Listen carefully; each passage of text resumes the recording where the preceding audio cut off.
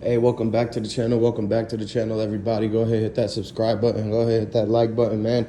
Hey, I want y'all to comment down below, man. If you rocking with young Dolph, man, it's Dolph land. Let me know where y'all from. Go ahead, stand up, man. Hey, look, guys. So, Big Moochie Grape, he is really getting into it with a lot of the PRE artists, man. And on Instagram, they make it look like everything okay. They drop songs together and everything like that. But in reality, behind the scenes, behind closed doors, they still got a lot of issues going on with the whole situation on who could have backdoored Dolph. And a lot of evidence just keep coming out and keep coming out. And fingers pointing to Key Glock, Big Moochie Grape. So they thinking about releasing him, guys. DaddyO's brother, he mentioned it.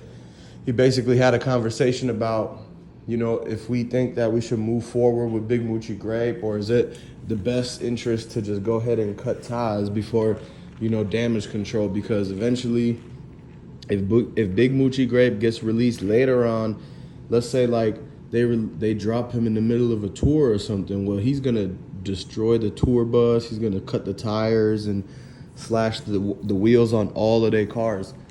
He might even break Key Glock's windows on the Rolls Royces and the Bentleys and the Lamborghinis, And they don't want him to do none of that stuff. So DaddyO's brother, man, he's trying to take control of the situation. He's trying to sit down Big Moochie Grape and really talk to him and say, like, just give the young man some advice because he's going through a lot right now.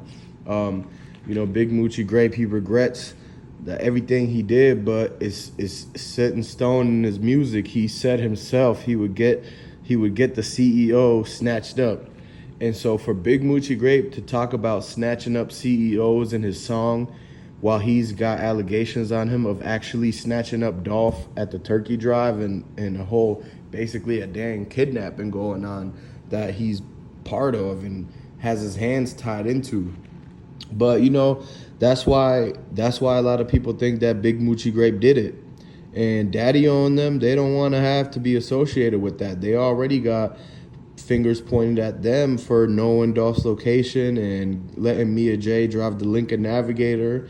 And that's something that they can't get away from, because before it circles back on them, they got to make sure, if we can get Big Moochie Grape off the label, then that's just less attention, less noise about that particular subject.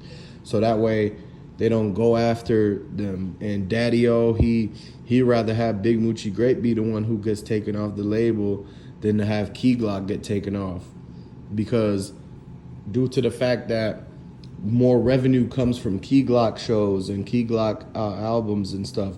As you could tell, Key Glock's Yellow tape was doing very good, and he even had that one song that blew up on TikTok.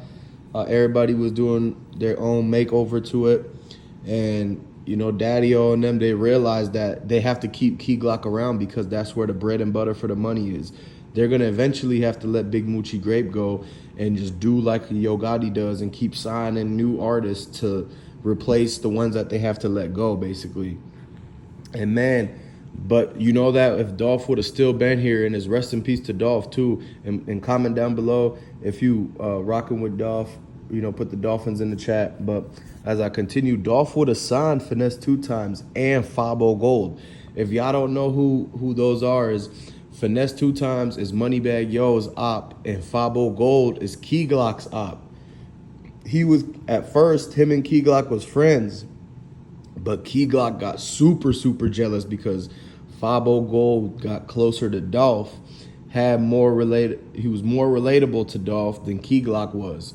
And so that's why in them interviews where Key Glock is sitting next to Dolph, but he's looking at him like he wants to rob him, that's because they don't have any kind of relatability, Key Glock is basically has one type of mindset from the streets, and young Dolph has literally a billionaire mindset and a boss. So there's no way that he could relate other than the stuff he did when he was younger in the streets.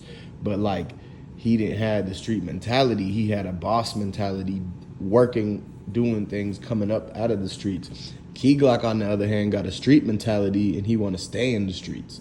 And so that's why he pushed more about totem poles in his music rather than getting money, because Dolph pushed to getting money and like talks about getting lots of it, hundreds of millions, of being on plays, boss stuff, signing deals as far as with businesses to get contracts going for purchase orders and stuff.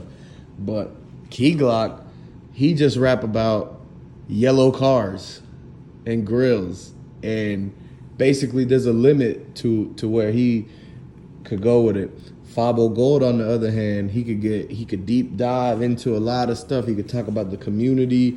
He could talk about the plays and his, what his future holds for him, and and all that kind of stuff. So it's different styles, but at the end of the day, Key Glock got jealous that Fabo Gold was gonna get signed, and that he was scared that he would pass by him.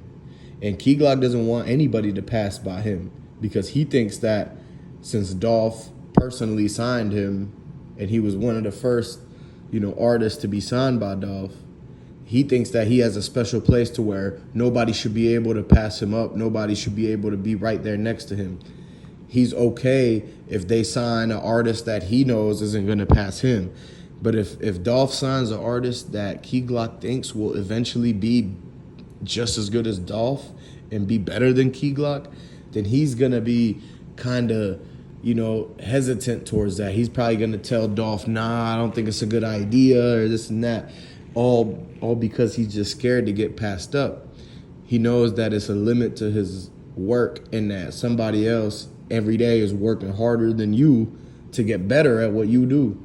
And that's why you got different skill levels. Not everybody has the same skill. Some people work harder at it, and that's how they achieve more and all that stuff. But Key Glock didn't want none of that to happen, so he jeopardized the whole chance for Fabo Gold to get a huge, huge deal.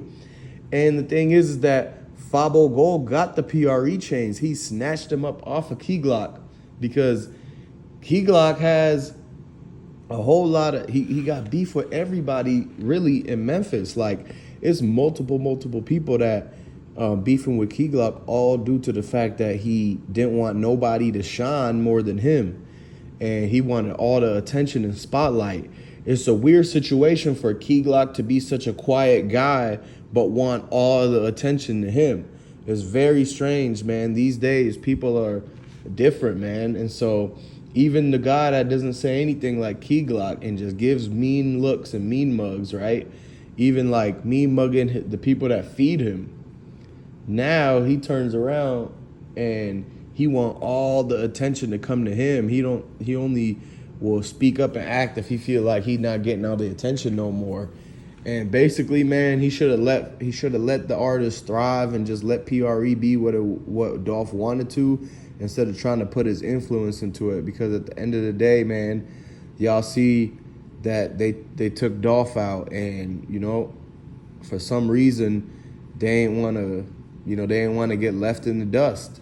Eventually Dolph would have probably had to let somebody else run the show and basically be off far away from all of them and just be living his life. But they felt like, at a certain point it's just gonna be the company ends, and they don't want to have to be managed by somebody else.